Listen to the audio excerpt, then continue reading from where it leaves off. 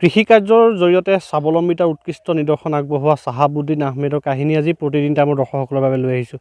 বৃহত্তৰ ব্ৰহ্মপুত্ৰ অঞ্চল গোলাঘাট জিলাৰ এটা অত্যন্ত আগবঢ়োৱা এটা অঞ্চল আৰু এই অঞ্চলটোত কৃষি কৰ্মৰ জৰিয়তে আজি বছৰ বছৰ ধৰি এটা সাধনা কৰি আহিছে আৰু নিজেও তৰি আনকো তৰাৰ যি বাট দেখুৱাবলৈ সক্ষম হৈছে চাহাবুদ্দিন আহমেদ। আমি সেই চাহাবুদ্দিন আহমেদৰ কাহিনী আমি নতুন বছৰত লৈ আহিছোঁ প্ৰতিদিন টাইমৰ দৰ্শকসকলৰ বাবে। চাওক, এয়া আমি পৰিৱেশটো প্ৰথমে দেখুৱাইছোঁ।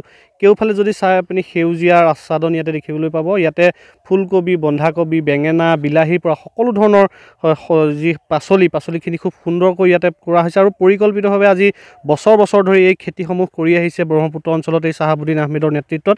বহু বিঘা মাটি তেনেদৰে খেতি কৰা হৈছে আৰু এই খেতি কৰি নিজেও স্বাৱলম্বী হোৱাৰ লগতে বহুকেইটা পৰিয়ালক ইতিমধ্যে যি জীৱিকা নিৰ্বাহৰ যি বাট দেখুৱাবলৈ সক্ষম হৈছে চাহাবুদ্দিন আহমেদ। আমি সেই চাহাবুদ্দিন আহমেদৰ কাহিনী আমি নতুন বছৰত প্ৰতিদিন আমাৰ দৰ্শকসকলৰ বাবে লৈ আহিছোঁ আৰু আমি কিছু কথা পাতিম। চাহাবুদ্দিন আহমেদ ডাঙৰীয়া, আপোনাক নতুন বছৰৰ শুভেচ্ছা জ্ঞাপন কৰিছোঁ। আৰু কৃষি কৰ্মৰ জৰিয়তে আজি আপুনি যি আদৰ্শ সৃষ্টি কৰি আহিছে তাৰ বাবে আপোনাক শুভেচ্ছা জনাইছোঁ। কি ক'ব আজি নতুন বছৰত?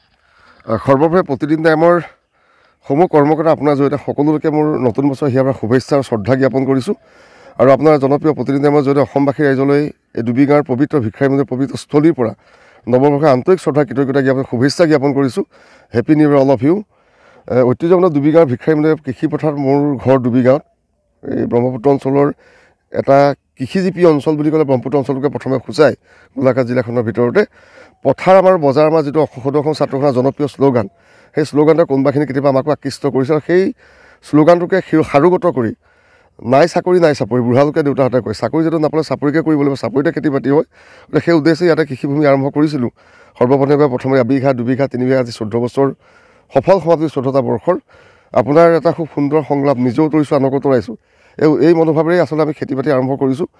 আশা ৰাখিম যে এই কৃষি যাত্ৰা এটা মিছন আৰম্ভ কৰিছোঁ, যাত্ৰা আৰম্ভ কৰিছোঁ যে আমি নিৰোগীয়া মানুহক অত্যন্ত ইউৰিয়া ডিপি নিদিয়াকৈ খুব নিজস্ব পচন্দ সাৰেৰে ভাল খেতি ভাল খাদ্য কেনেকৈ ৰাইজক খুৱাব পাৰোঁ অসমবাসী ৰাইজক, সেইটোৱে আমাৰ লক্ষ্য উদ্দেশ্য।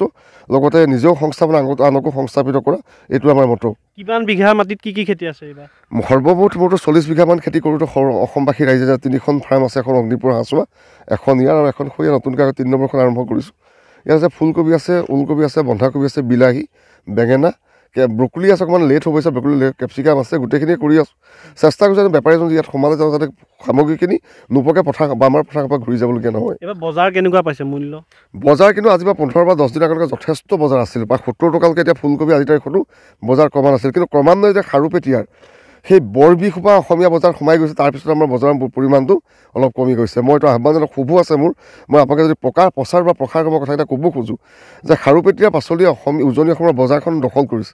যিখিনি খাদ্য খাই অসমীয়া মানুহ বিভিন্ন অসুখ, কেঞ্চাৰৰ পৰা ধৰি বিভিন্ন হাই চুগাৰ, ব্লাড প্ৰেছাৰ আদি কৰি বিভিন্ন ঔষধ কোঙা হৈ গৈছে। কিন্তু তথাপিতো আমাৰ ক'ৰবাত ক্ষোভ আছে এইটো কাৰণে আমাৰ মানুহৰ কমটি দামী পাচলি লাগে।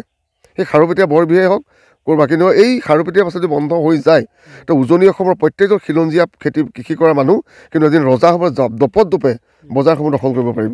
কিমান মানুহ জড়িত হৈ আছে? 40জনমান ব্যক্তি আছে। মোৰ ব্ৰইলাৰ ফাৰ্ম আছে, আপোনালোক সকলোৱে জানে, ফিচাৰীও আছে আৰু গোটেইখিনি এণ্টায়াৰ মিলাই আমি 40 বিঘা মানে 40টা পৰিয়ালৰ 18 বছৰ ইয়াৰ পৰা চলি আছে।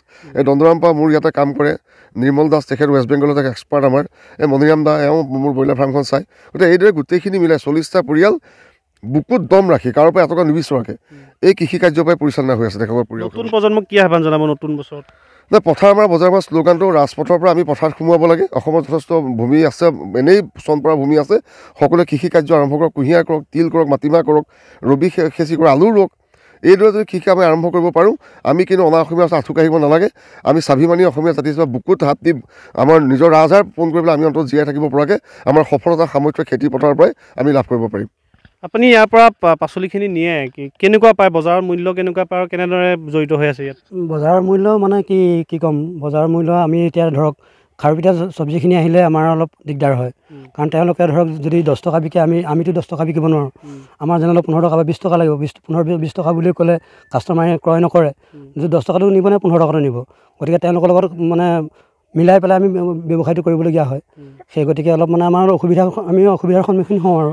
আপুনি চাহাবুদ্দিন আহমেদ ডাঙৰীয়াৰ যি ফাৰ্মৰ লগত জড়িত হৈ আছে, কি ক'ব এই ফাৰ্মখনক লৈ? এই ফাৰ্মখনক লৈ মই আজি 5টা বছৰে তেখেতৰ লগত জড়িত হৈ আছোঁ। আৰু আমাৰ নিচিনা এখন সৰু ব্যৱসায়ীয়ে আঁতৰৰ পৰা চব্জি আনি ব্যৱসায় কৰিবলৈ আমাৰ সামৰ্থ্য নাই।